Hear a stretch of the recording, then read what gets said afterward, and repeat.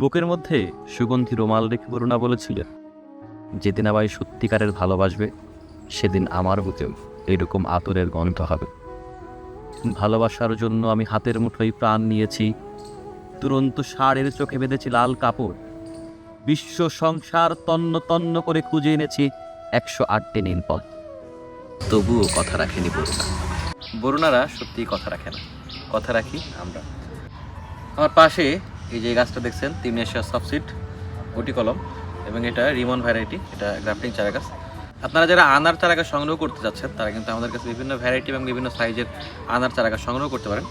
আর আনার চারার সাথে আমরা আনার চাষের গাইডলাইন বুকটা ফ্রি দিয়ে দিয়েছি। অনেকের অভিযোগ থাকে শুধু আপনাদের নার্সারিতে আনার হয়, আমাদের বাড়িতে আসলে বা ছাদে লাগালে আনার কেন হয় না। তো এটার সমাধান আমাদের এই গাইডলাইন বুকে পেয়ে যাবেন। আপনারা যারা এই চারা গাছগুলো সংগ্রহ করতে চাচ্ছেন তারা আমাদের পেজে ইনবক্স করবেন অথবা স্ক্রিনে দেওয়া নাম্বারে ফোন করবেন। আপনারা জানেন আমরা ভিডিও কলে চারা গাছ দেখিয়ে সারা বাংলাদেশে গাছের চারা সরবরাহ করে থাকি। আপনার এইখান থেকে যেই গাছটা পছন্দ হয় সেই গাছটা নিয়ে আপনি আপনার বাসায় অথবা ছাদ বাগানে চারা গাছগুলো রোপণ করতে পারেন। আসসালামু আলাইকুম, ভালো থাকুন সবাই।